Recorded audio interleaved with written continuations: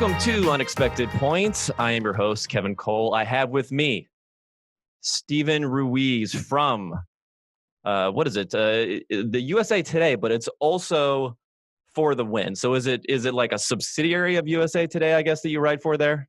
Right. We're in the network. I don't know if USA Today, they don't seem to know that I write for them based on how they come up. But yes, I probably shouldn't have said that, but we're getting juicy on this podcast. All right. Well, they have to have, they can keep you separate, the plausible deniability by putting you over into another area, which I like. You can follow Steven on Twitter at the Steven Ruiz. Now, when you say that, do you say that like the Ohio State, like the Steven Ruiz, or just roll right off the tongue? Yeah, I like to imagine people say it like the Ohio State thing, but I don't know. I made it when I was in college because Steven Ruiz was taken. And the guy that has it hasn't tweeted in like 5 years. So I'm really mad they haven't opened it up. Yeah, no, I agree. I think that whoever has the most followers should get their handle, and it just like the moment you pass them, a notification goes out, a flip happens, all of that sort of stuff. So I'm definitely with you on that one, as being behind a couple other Kevin Coles who haven't been too active recently. So I wanted to have Steven on the show. Now, last week we talked about fantasy. We'll talk about a whole bunch of different things on the show here. The reason I wanted to have Steven on the show is he put together a piece in the off season. I mean, he does a lot of great work for the Win.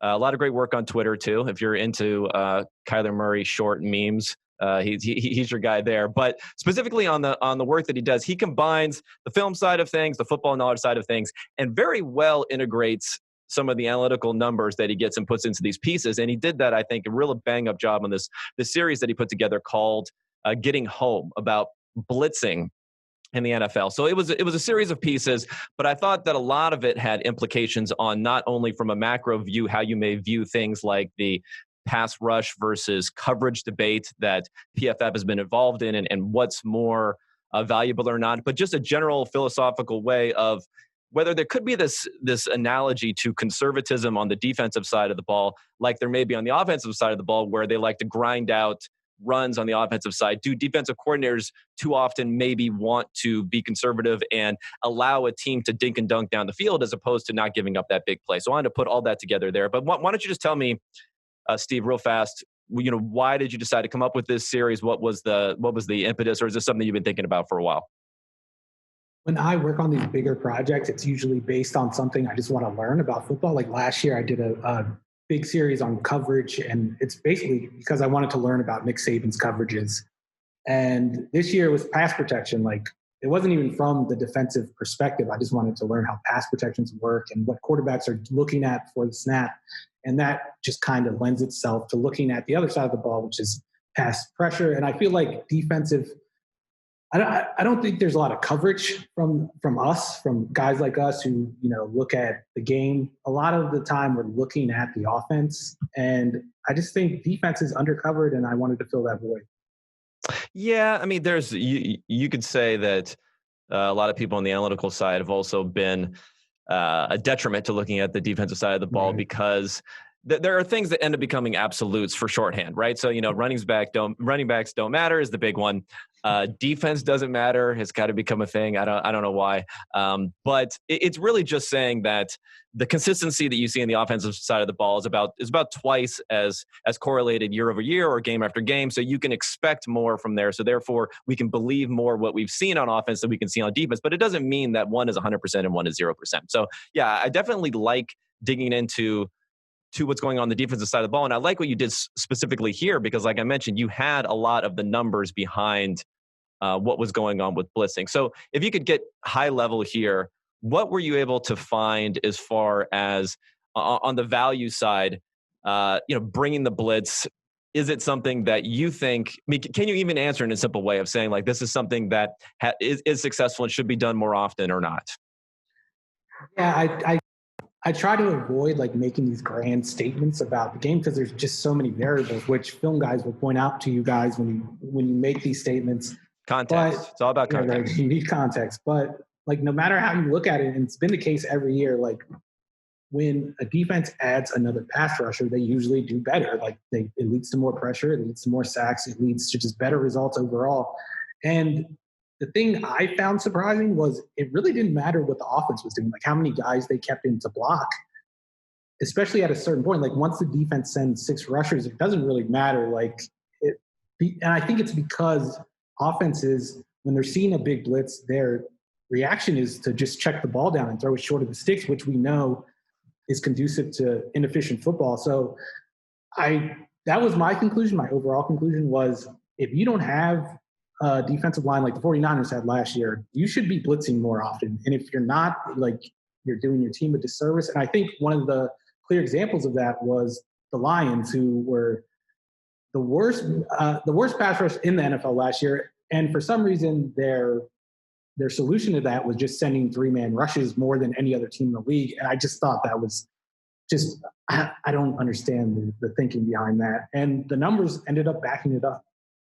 Well, let's try to dissect some of the thinking behind that. So, I mean, I mentioned briefly this idea of maybe conservatism, meaning not wanting to give up the big play, but being willing to give up a lot of small plays. How much do you think that truly plays into the thinking behind defensive coordinators saying, I'm not going to send an extra guy, despite the fact that it looks like the numbers say that's the way to go? I think that has everything to do with it. Like we saw in the late 90s, early 2000s, that was the way of playing defense. The Tampa 2 was popular. It was bend but don't break. Like give up completions in front of you and then rally to make tackles. The problem is offenses have gotten so good at taking advantage of those underneath throws, and they're efficient enough now where they could string together 10-play drives. And it's not really as much of a challenge as it was in, say, the 90s when teams weren't really proficient at throwing the ball short. I think the offenses have evolved, but the defenses are always at least a few years behind. And I think we're seeing that. And at the college level, which is what I look at in the last part of the series, you're seeing that like guys that send more pressure, they're the most notable defensive coordinators at that level. I'm thinking about like guys at like Clemson, Brett Venables. He's a guy that just is known for sending relentless pressure. And I think the NFL needs to do what they did on the offensive side of the ball, look at the college level, see what is working down there, and then adapt, because that's what offenses are doing.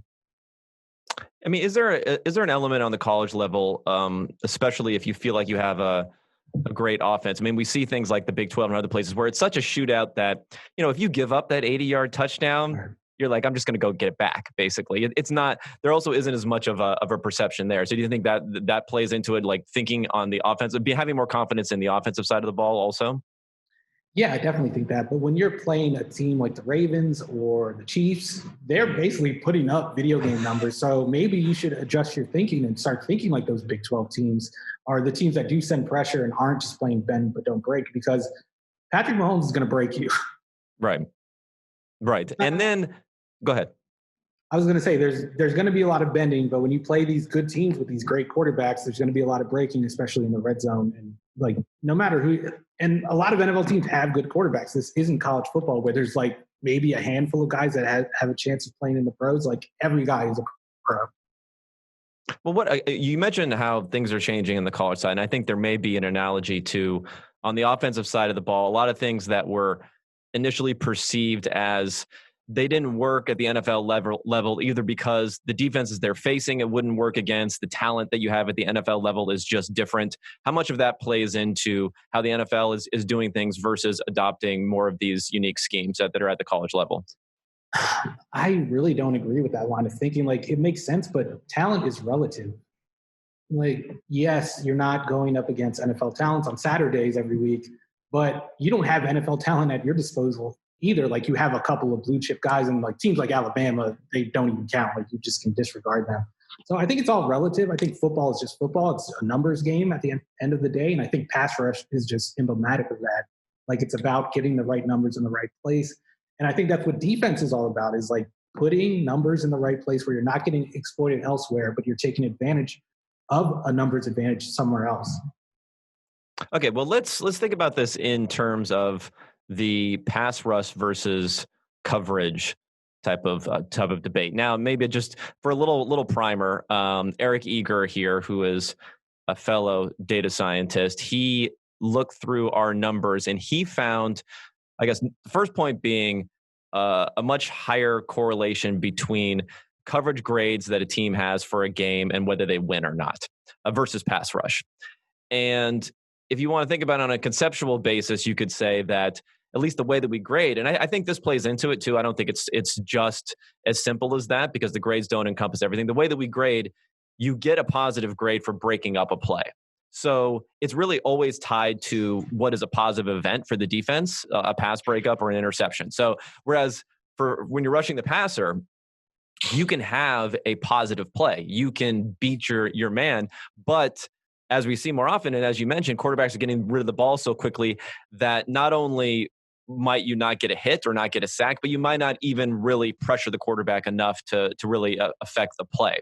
So how do you think, when we're thinking about that whole thing there and the valuation of those things, do you think like bringing the blitz more also could say, I guess one of two things. A, does it add more value to the guys you have on the back end who have to cover for that essentially? So it's another bolsters that. And B, does it take away from the value of your dominant pass rushers? Because what you're trying to do with the pass rush is you're trying to scheme and you're trying to react as opposed to just beat your man one-on-one.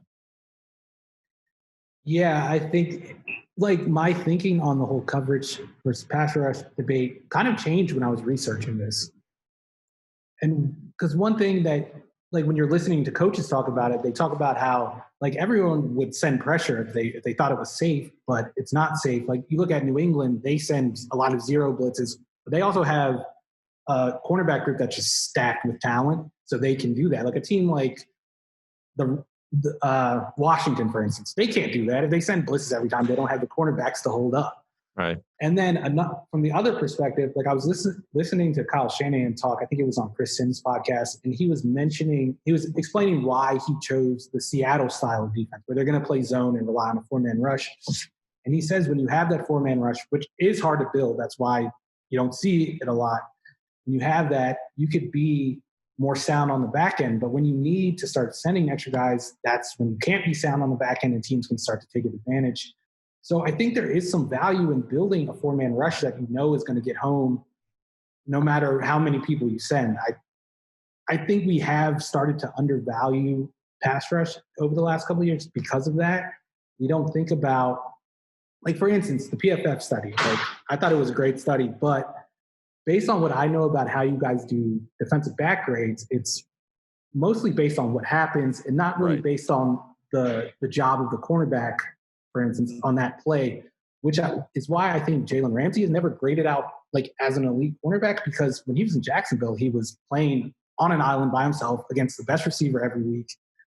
And that wasn't really factored into the grade. If he got beat, he got docked by you guys. If he didn't get beat, it wasn't like he got extra credit for shutting down Tyreek Hill on an island. So that kind of like works into that. Like if you have a defense where you're rushing forward, like the cornerback's job is going to be easier. The pass rush might look like it's doing a better job, but the cornerback's job is easier while the pass rush has a harder job, and vice versa when you're in a defense that blitzes a lot. So it's kind of hard to balance those things, which I think you guys freely admit. And that's why I don't think we can make these grand statements like this is what your team should do. You got to look at personnel, at least on defense. You got to look at your personnel and then decide whether you should be blitzing more, whether you should be rushing for more, whether you should be playing zone more, playing man. I don't think there's any easy answers on defense. And I do think the nerds are like, that's basically what they say. Like defense, maybe that's why you guys don't cover it so much, because defense is just such like it's like the Wild West. Like you never know what's going to happen year to year. Yeah, I think, it's just it's much more difficult to figure out. But it's funny you mentioned the Shanahan interview, because, I mean, as you said, he thought from an offensive perspective, as someone who's a play caller running an offense, that that sort of sound scheme was really the most difficult to face because you had to execute over and over again against it. But doesn't that kind of go against what we were talking about earlier? I mean, could this be even, I know that you're a Shanistan and you love the guy, but can there be this perception versus like what actually ends up being a macro view? I mean, let's say, this may happen with the Chiefs offense probably sometimes. We say that they're unstoppable, but at the same time, they're this quick strike offense. So they can go, it's possible that they can be shut down for a half and then they can throw up, 3 big touchdowns on you. Whereas, overall, that might actually feel better than having them consistently move the ball down the field the entire time and consistently defeat you on a play-by-play basis. But in reality, they're going to score more points the first way than they were going to score the second way. Do you think any of that can fall into where this feeling about each micro play clouds the feeling about the larger macro view of what you should be doing? No, yeah, I think you're right. That's why I try to avoid making these grand statements. Like, even with the 49ers and what Shanahan is saying, he still admitted, like, it was very hard to build that defensive line, and you need that defensive line for that approach to work. They had to lose a lot of games, use a lot of high draft picks on those guys. Like, how many defensive lines are like that in the league? They're like 2 or 3, which is why you can't just rely on it. You can't just say, oh, this is the defense we're going to build. Like, Shanahan made that choice. I don't think it was necessarily a great choice. As I have dogs barking in the background, they don't like my take. Yeah, I don't think it was a great choice. He just kind of got lucky that they were able to land Nick Bosa and Dee Ford and DeForest Buckner, who's gone now, and Eric Armstead had a good year. Like, you can't bank on being able to build that, even if you have a top 5 draft pick every year, because we know how unreliable the draft is. Yeah, I mean, and also another factor that's come into play, and I think the Myles Garrett contract somewhat at $25 million a year, which is for a player, who was just suspended, who's probably, you're getting him cheaper now than you would have gotten him next offseason. The Joey Bosa contract, $27 million a year. I mean, that's quarterback money, right? So that's starting to play into, I think that plays into the discussion also, is not only is it difficult to draft it, but it's difficult to retain it going forward. I mean, we saw DeForest Buckner was kind of given off in a way because he was so expensive and they got some draft capital for that. So I think that's another part of playing it. Like, how do you think that fits into the equation? Because, a big quarterback contract and a Joey Bosa contract at the same time, I'm not sure if you can even do something like that. Well, I mean, you can, or have enough pieces to go around it, essentially. Yeah, no, and I think I touch on that in the series where I say, like, it's not only hard to build, but it's hard to keep it together. And it's kind of like just a microcosm of defense as a whole. Like, teams have a hard time keeping all these defensive players together. And defense is a thing where, like, if you're only as strong as, like, your weakest link. We saw it with the Jaguars. The Bears' defense is still good, but they're trending down. The Jaguars just fell apart in 2 years. 49ers could possibly fall apart in the next couple of years.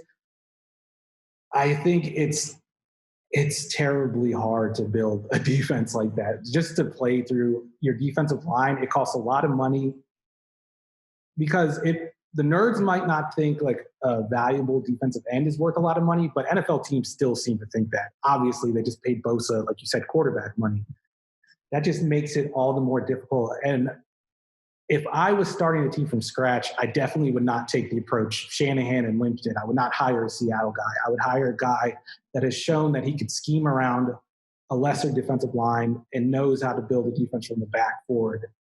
I think that was my main takeaway. Like, it did strengthen my belief that that's how defenses should be built. But I did see the value of having a defensive line and maybe overpaying for a defensive line like the 49ers have done. Okay, so we have the Patriots, who you mentioned. You've written about the Ravens, specifically with Earl Thomas just leaving. Do you put the Ravens into that same category? I mean, we talked about them blitzing a lot. Do you think that's something that was consciously built in that way? I think, yeah, like, you have to say that they haven't really made any efforts to pick up an elite pass rusher. And they're always, whenever, like, when Yannick Ngakoue first, when everyone's saying who's he going to get traded to, like, the Ravens were floated out there. I didn't think that was ever going to happen. Like, they let Zay Smith walk. They have always let edge rushers walk. They let Terrell Suggs, when he was still productive, walk last offseason. I think they realize they have a guy in Wink Martindale, the defensive coordinator. They have a guy who could just drum up pass rush by drawing it up on a whiteboard. Like, they don't have to worry about paying those guys. They can focus on the back end of the defense. And when you have those guys back there, then you can afford to do more creative stuff. And they were one of the more creative teams in terms of pass rush. And what do you think? I mean, you can't attribute it to one or two things, but what do you think was the key as far as that defense turning things around, I don't know, about 5 weeks into the season, how it seemed to work? I mean, were they actually working differently? Was it the opponent that they were facing? Was it, luck not giving up big plays like monster runs to Nick Chubb and things like that are happening to them earlier? Right. Yeah. I wrote about this, I think, around week 10. And obviously luck has to do with it. Luck's always a factor in defense. But schematically, the things they did, they increased their blitz rate. Like, obviously, they led the league in blitz rate, and they were blitzing heavily that first month, but they weren't blitzing as heavily. They really stood out after that. And I think it really started after the Chiefs game early on because they could not get any pressure on Patrick Mahomes, and he had all day. He just picked them apart. So I think they started blitzing more, and they moved Earl Thomas closer to the line of scrimmage, which I think like makes sense with blitzing more because that means there's going to be shorter throws, and you want to have a guy with good instincts who reacts quickly closer to the line of scrimmage where he could affect those plays. And I think that's what he did. He in the first month, like he was playing basically how he played in Seattle, where he was just a center fielder. But later on in the season, he was playing like almost at linebacker depth. He was much closer to the line of scrimmage, and he was jumping a lot of crossing routes, a lot of shallow drags. Like he was taking away all those passes that are known as outlets for teams trying to beat the blitz. Okay, well, for a team that doesn't have, a Gilmore, doesn't have an Earl Thomas and a Humphrey and all these guys who can play there, and maybe they don't have a Joey Bosa also, which a lot of teams fall in this category, right? And they don't have Nick Bosa and those guys up front. Then what do you think you're doing? Because that would probably be the dilemma that's facing the majority of defensive coordinators out there, is to say we have a couple of pieces that are not at that elite level, and then we have a lot of guys who are guys, basically. That's what I think it was part 3 was about. It was focused on the Titans and Dean Pease, who's now retired, but he was the king of what are known as simulated pressures or creepers, if you want to sound a little bit cooler, which have become all the rage at college. That's one of the trends that I think NFL teams really need to adapt. And they started using them more last year. Like I had the numbers on that and the EPA numbers, and they were a lot better than your standard 4-man rush. And mind you, it is still a 4-man rush, but you're sending like a blitz pattern where you're dropping a defensive end and maybe sending a safety or a linebacker. So to the quarterback, like he's seeing a defensive end drop, he's seeing the safety come, and he's thinking blitz right away. The protection is probably thinking blitz. So you have a chance to fool the offensive line, you're fooling the quarterback, sending him into panic mode early. And so basically you're getting all the benefits of a blitz, but you're still sound on the back end. You can still play a conservative zone defense, a cover 3, a cover 2, tactics that teams that aren't as talented tend to use. So you're kind of getting the best of both worlds. And the numbers show it. Like it was better than 4-man rushes. I think it was even better than blitzes. Teams were just very good at, like a team like the Dolphins, they were very good when they sent these creepers, and they sent them a fair amount. Maybe they should have sent more, but the teams that tend to do it are like the Patriots did a lot, the Broncos did a lot, the Titans, and the Lions. 5 coaches that you kind of associate with being smart defensive coordinators. You have Vic Fangio, Bill Belichick, Brian Flores, Dean Pease is a good coordinator. Matt Patricia has been a good defensive coordinator. He's not so much a great head coach. But when you look at the leaderboard, it's all the top guys up there. It's funny that you mentioned the Dolphins, because that reminds me, I think you may have been one of the leaders pushing back against this, was that I don't remember if it was a Monday night game or Thursday. It was an island game where the Dolphins sent everyone, and then I think it was Rudolph. Rudolph, Duck Hodges, like whoever. It was whoever was in there. And they hit, I think it was Deontay Johnson or someone on a crosser, and he just took it all the way because there was no one there. And then it was they're tanking. They did this on purpose. So I mean, that's kind of encapsulates some of what we're talking about, though, right? When it goes wrong, it looks bad, and you're bringing attention to yourself, essentially, for the fact that you fucked up in that circumstance, right?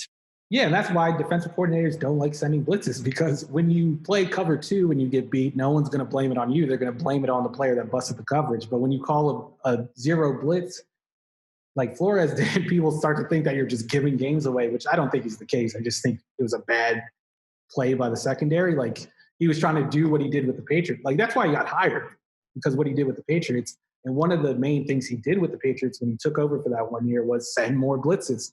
So it was kind of weird that he was getting flack for that, because, I mean, that's why they hired him. And overall, him getting creative with pass rush, that's the only time the Dolphins were good at defense. Otherwise, they were the worst defense in the league. Yeah, I mean, they didn't do such a good job in the second half of the season if they were trying to take those. So I don't think they were actually doing that. Okay, another piece that I want to highlight of yours that just came out, and again, we can't get enough quarterback stuff, obviously, because those are the only players that matter on the football field. So we might as well focus on them the most here. So we're talking about the rankings here. I have a few questions for you. So you came out with rankings. I think they align fairly well with what consensus would be. Here or there may be some things there. But why don't you talk to me a little bit about your process for ranking them, whether this is backward looking, forward looking, all that stuff. I guess it's backward looking in that I use last year's film to kind of base them on, and it's completely film based. Not that I don't think there's any value in the numbers. I'm someone that leans on them heavily when I write, but you can get stat-based rankings anywhere. I just wanted to do my own thing and just base it off film study. And I think that's why there is some like differences in popular thinking. Like I'm a person that I will be one of those people that says like, we need more context. You need more context. Like when you just throw out these stats. But I also understand like at the end of the day, you need to have numbers to back it up. And so I would say maybe that influenced me where, like, say a guy like Rodgers, I think you can watch Rodgers tape and be like, this guy is still very talented. He's still one of the best quarterbacks in the league. But in the back of my mind, I'm hearing guys like you and Ben Baldwin, and I'm just thinking like, he's no longer that guy. Like it shows up in the numbers. So I had no choice but to put him 7th. I kind of mentioned in the post, like, no matter where I put him, I was going to have someone mad at me. But I think I'm kind of in the middle of those two where I'm fighting myself to like not just lean on numbers, not just lean on film study. I like to joke that I'm like in that sweet spot where I'm too dumb to really do the numbers on my own, and I don't know enough about football to really process the film on my own, but I'm in that sweet spot where I could plead ignorance either way. And I don't know. I liked how they turned out. I know there were some issues people had, but I think that makes for better rankings. Never do people have issues. Well, I think it's kind of good to like say you're a little bit not maybe less knowledgeable here, a little bit less knowledgeable there, because I think with those two things can come a lot of overconfidence in opinion. And yeah, you mentioned right. Ben Baldwin, number one Aaron Rodgers hater. I'm definitely not on that level for Rodgers. But let's talk about some of these rankings and a couple of things that I want to talk about. I have some ideas. They may be a little too far. Some takes that may be a little too far out there. One of them that I've been working on, I've been workshopping, is that Russell Wilson, at this point in time, could be a little overrated right now. And the reason, so the reason I think that is that he is generally seen as being this consensus number 2 quarterback, right behind Mahomes. Mike Sando had a piece for The Athletic where he polled 50 executives. All 50, I believe it was 50, said that he was a tier 1 guy, tied with Mahomes for the top. A year ago, it was about 50-50 between tier 1 and tier 2. And then even when we're looking at your rankings, a year ago,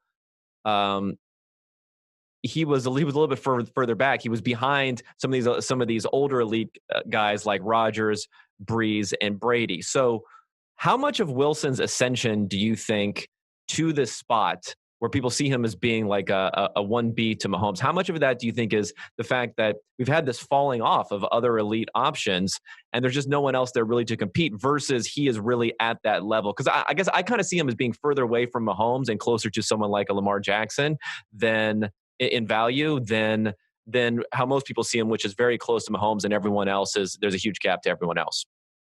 I think I agree with you. At one point last year, but Mahomes was injured last year in the middle of the year, and I did quarterback rankings in the middle of last year, and I had Wilson first. And I don't regret doing that. I think he was clearly the best quarterback at that time because Mahomes was hurt. But I agree with you. Like Mahomes is in his own class. He's in his own stratosphere. And I do think a lot of it, like his ascension, is based on these older guys falling back. Tom Brady is not who he was. Drew Brees, still very good, not what he once was. And obviously Aaron Rodgers. I'm happy that you gave me this platform to kind of add on to your spicy Wilson take. I do think we're at a point where, I'll say this, he benefits from the perception that the Seahawks are just like incompetent when it comes to offensive play calling. Right. I think he benefits from that because there are certain things that he's not good at as a quarterback, like that you would expect a traditional quarterback to be good at. Like he is very he's so consistent and good at it that I can't even say it's a weakness, but he's still a guy that's going to run from a clean pocket. He's still a guy that's going to miss some open receivers because he's panicking in the pocket. So I don't think he's ever going to be a guy that, to be like Tom Brady, where you could just let him throw it 14 times in a row and you're going to keep the chains moving. Like Wilson, there's a lot of variance there. Like he's going to take a long sack that's going to kill a drive. He might miss a read where a guy was open and he's going to miss out on an opportunity to keep the chains moving. So I do think that it's almost a benefit to his reputation that the Seahawks aren't a team that's kind of modernized their approach. And I think it's hurt the Seahawks team as a whole more than it's hurt Russell Wilson's production and his reputation. Yeah, I mean, there are a couple of things. So, I mean, he plays somewhat of a higher variance game because he throws a lot of these long passes, which are completed. So he gets there. But I think you're right that the perception issue is, Seahawks were not nearly as good as their record. They weren't last year. They probably weren't the year before also. So when you win games and you can't, there's normally a lot of it gets thrown to coaching when teams win games that they're not supposed to win. But in this case, like you said, the perception of the coaches are that they're idiots and they don't know what they're doing and they should be letting Russ go. So I do think he soaks in a lot of the difference when people say not that great of a team, great results, great highlight reel for Wilson himself, and that kind of all stirs together to put him into that category. So I agree there. Now another guy who I'm not, I've flipped so many times on Dak Prescott, my opinion on him, but I think now I think he could be potentially a little bit overrated, only because, and I'll quote you to you so you could hear it here in 2019. For the quarterback rankings, where he was down at 16th, now he's at 5th in your rankings. You said he's never going to be an elite quarterback, and I mean, it depends on how you define elite, right? But I think there may be some truth in that. But I think his perception, this is the furthest I've seen him jump forward, despite the fact that he had such a great rookie year. I mean, I think he is seen as being elite or elite light now by a subset of analysts, at least. Yeah, I think that goes back to what you said about Wilson, where it was more the guys falling back than Prescott taking a huge leap. Right. I was down on him going into last year. I'm like you, like I've flip-flopped on him so much. Like if you go back to 2016 when I was writing about him, I was just all in on him. I didn't think he was going to regress at all that second year, like performance-wise, not numbers-wise. That was obviously going to happen. But I do think he's a quarterback he has a ceiling, but I think he's maxed out that ceiling at this point. I'm not sure if he's going to go any higher than he has this past year, because you watch his film and you talk to people that also watch his film. It's just hard to find anything that he's really bad at. Like at one point in his career, like accuracy wasn't really there. His footwork was kind of bad. Although I'm not an expert in that, so I try to shy away from commenting on someone's footwork unless it's obviously bad. But he's just sharpened every tool in his box. Even like pre-snap, he's gotten better, and he was always strong at that.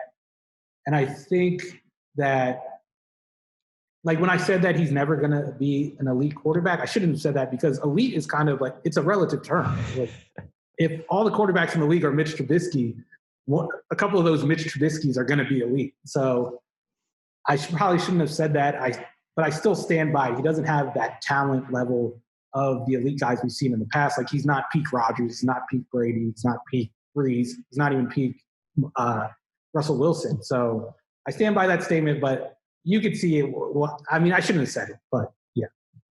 That's okay. Well, we'll quote it and put it out on a tweet or something for you. But okay. Well, how much does this play into?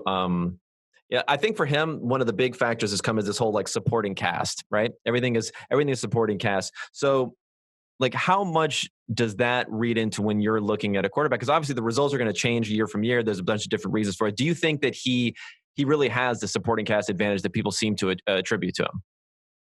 I really don't. Like, Amari Cooper is a good receiver, but we've seen him play with another like Derek Carr. I am not a fan of Derek Carr's game. If you've seen my tweets, you understand that. But he's an average quarterback, and we saw how his production just fell off with Derek Carr, and then what it's been since he's joined the Cowboys. But who are the other guys? Like Michael Gallup, we've never seen him with another quarterback. Randall Cobb was quietly productive last year, and everyone just assumed his career was over when he left Green Bay. I don't really get like where this perception comes from. I think it's based on that offensive line when he first got there. It was the consensus best offensive line in the league. But it's been a long time since that's been the case. I don't think they're still very good. But there was a time when they kind of dipped down and they've kind of built themselves back up. Collins has gotten better. They had some question marks on that right side of the line. But they've had some injuries. They just lost Travis Frederick again. Tyron Smith hasn't really stayed healthy. So I don't even think his offensive line has been that much of a help. His receiving core is still, I mean, it's good, but it's not Chiefs level good. It's not Bucks level good. So I don't get where that comes from. And as for how I weigh that when I'm ranking the quarterbacks, I don't do it based on like the names on the depth chart. I just do it if I see it on film. Like if I see on film that the quarterback has a much easier job, I'm going to say he probably has a good supporting cast. And supporting cast could be his skill players. It could be his coaching staff. It could be his scheme. I think there's a lot of ways to define supporting cast. Yeah, it may. So people may have forgotten this, but yeah, you mentioned the offensive line, which is obviously a big deal. Ezekiel Elliott, that 2016 year, he was, I'm just looking up to make sure I'm right. He was fourth in MVP voting for the for the NFL. So I think Zeke's perception has fallen a lot, right? I mean, there's some, obviously everyone says you have to re-sign him. You know, a lot of people, you got to pay him a lot, but I think there is at least a weakening of his perception. So that probably has to do with it also. Okay, one other comparison that I want to make sure I was going to dig into, because I want to work through this with you because I'm kind of conflicted on this a little bit myself, is that during the offseason, we talked about who are you putting behind Wilson? And Jackson and Watson are kind of the two guys that are in the mix there. I said Watson, but then I also said that I kind of know I'm wrong at the same point. Like, I really think it probably is Lamar Jackson, but for some reason I want to say like Watson. Like, if I had to bet my life on it, I would say I'd ignore my head and just say it's going to be Lamar Jackson. But so you had Watson and then Jackson. How do you feel about that? Because I feel like there's just something about Jackson where I don't know, like we're just not going to fully appreciate it. Even the people who do appreciate him for maybe another year, and then it'll come out. Yeah, I think it's just so hard to capture who he is as a quarterback. I thought the same was true with Cam Newton, but obviously Jackson has a better support system around him, a better team has been built around him. I think I would pick, I'm in the same boat as you, like, and the reason why I think I'm picking Watson, I put him third, I put Jackson fourth, is because we've seen it work. Like, we've seen that model work, because Watson is still, I mean, he runs obviously, but that's not where a lot of his production has come from. It's still coming through the air.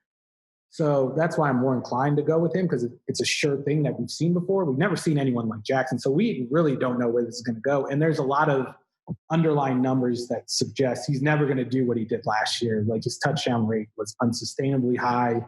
We've seen what happens to running quarterbacks, although I do think that he does do a good job of avoiding hits, although that's probably overblown. So that's where I'm just a little uncertain. Like, I've always been high on Lamar, but I think it will be, his career is going to probably be more short-lived, or his peak is probably going to be shorter than a guy like Watson. I mean, yeah, it's really tough, I think, because he improved so much of a passer, but I think there are weaknesses as we saw, and I think the Titans exploited. It was one of those things where during the season, there was a pushback against this he can't throw outside thing because his numbers were good throwing outside, but it was one of those, there's a little bit of like selection bias in there because he didn't throw outside very often though. So it's like, if you're really good at doing something, but you don't do it that often, the fact that you don't do it that often reveals. It's like Jimmy G throwing deep last year. Yeah, exactly. Like, it reveals something about how good you are doing it, right? It's like when Patrick Mahomes was taking over for Alex Smith, people are like, well, Alex Smith was so amazing throwing the ball deep. Patrick Mahomes can't be better than that. But the thing is, he could have thrown a lot more deep because he had Hill and other guys doing it. So I think that's part of it with Jackson, is I feel like there's also this reflexive need on the part of some people who are supporters to support him, where there are legitimate flaws though. And that's the thing that's going to be interesting to see if he can fix those things going forward. Yeah, there are flaws. But the thing with Jackson is, like, if you go back to his college tape, he's gotten better as a passer every year. I mean, at some point he's probably going to plateau, but there's no reason to think that it's going to happen next year, and if he takes a step from what he was as just strictly a passer last year, I think he's going to establish himself as a clear-cut elite quarterback. But I see why people are skeptical that it's going to happen, because there are flaws. Like you said, I don't think he was ever as inaccurate as his critics made him out to be. But, I mean, just watch him throw. There is bouts of inaccuracy. There are times when he makes a bad read. But like I said, he's improving in both those areas. And I expect it to continue at least one more year. I don't know how much better he can get in those areas, because there are things that don't tend to improve. Like accuracy doesn't improve significantly. But where he is right now, if he just maintains this level of play, I think he's going to be a great quarterback for at least 3 to 4 years. All right, I'm gonna test something out here before I let you go. Another segment that I was thinking of doing. This one here, I'm gonna come up with a really inventive name here. I'm calling this Cover 3. I'm gonna give you 3 questions, okay? And you're gonna answer, and then I'm gonna tell you what the right answer was, even if it's different than what than what you said it was. So, first is, I know you are a long-suffering. Why should I long-suffering? But there's a decent amount of suffering there. Panthers fan. So I'm gonna say, you're gonna say player. The player of the franchise. I'm going to give you 3 choices here: Steve Smith, Julius Peppers, Cam Newton. Who is your choice for the player of the franchise? I already. Or if you want to throw in a write-in vote, you can do a write-in vote also if I miss someone there. But I think I'm gonna throw those 3 out there, because there was this controversy whether, I think it was just Smith and Peppers that were listed on something. People are like, "Hey, where's Cam Newton?" Yeah. I have a feeling you're going to say I'm wrong, but I'm going to say Cam Newton. Even though I think Steve Smith is the best player in the Panthers' history. He was my favorite player growing up, but Cam Newton is a quarterback, and I think that's what matters. And I know the numbers don't say he was a great quarterback, but I've seen him carry teams to greatness. Like that 2015 year does not happen without Cam Newton. And that's the most fun I've had as a Panthers fan, watching this team. So I'm picking Cam Newton. Yeah, you were correct in one way. You're correct that I was going to say you were wrong. Because, listen, Steve Smith will never listen to this podcast. I highly doubt. Even if there's a 0.001% chance that he may listen to this podcast, and if there's even, you multiply that again exponentially, whether I'll ever see him anytime in my life, combine those 2 facts together, I know I am never, when it's close, I'm always saying Steve Smith, just in case we get into. So that's why I am picking Steve Smith for this question here. So my second question, this goes back to your status as a Shanistan, and this is like coaching value, because I'm probably more anti-coaching. Coaches don't matter than you are. So I would say if you could randomly be assigned a top 10 quarterback from your list. Let's say you're starting a franchise. You're randomly assigned a top 10 quarterback from the list. So you don't know. It could be Patrick Mahomes. It could be, who's 10 on your list here?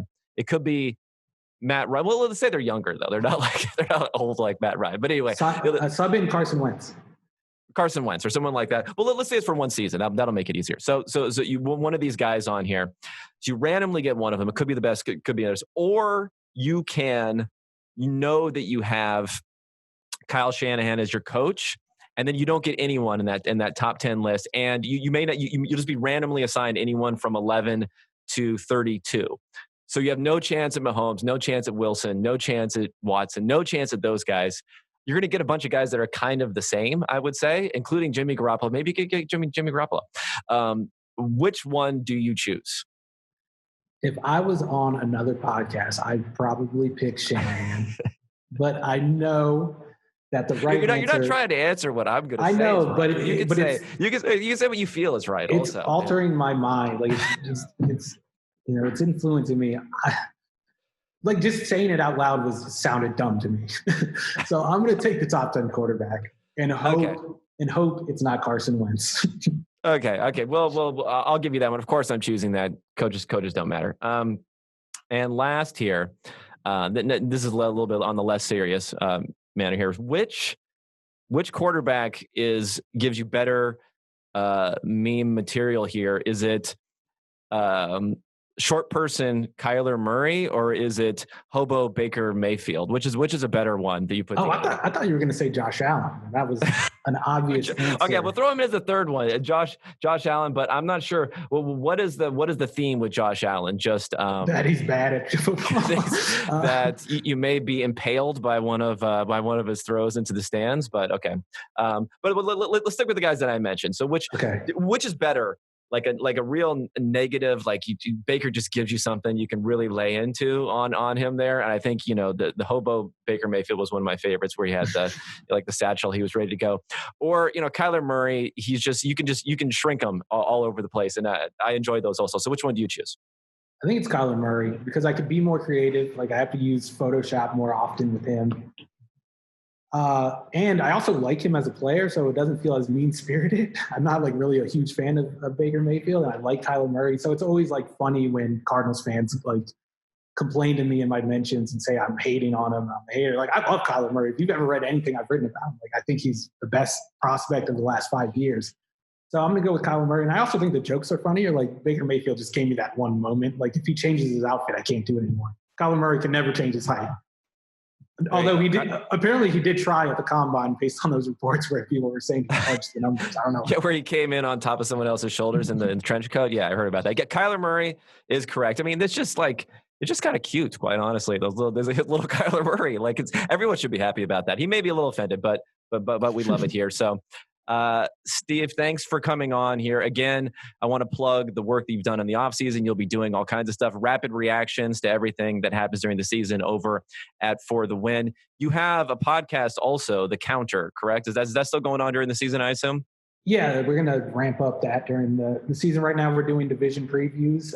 And I'm really proud of the logo. I made the logo. It's a great logo. That's what I'm proud about. So if you don't do anything else, if you don't subscribe or listen, just check out the logo for me. That's what, yeah. Everyone for podcasting, the logo, of course, is the thing. I don't think it's like a bottle of wine that you buy that you listen to based on the logo, but maybe there's some similarities there. So anyway, follow Steve on Twitter at the Steven Ruiz. Thank you so much for being on the show, and to the audience, I'll be talking at you next week. Thanks. Yeah, thanks for having me.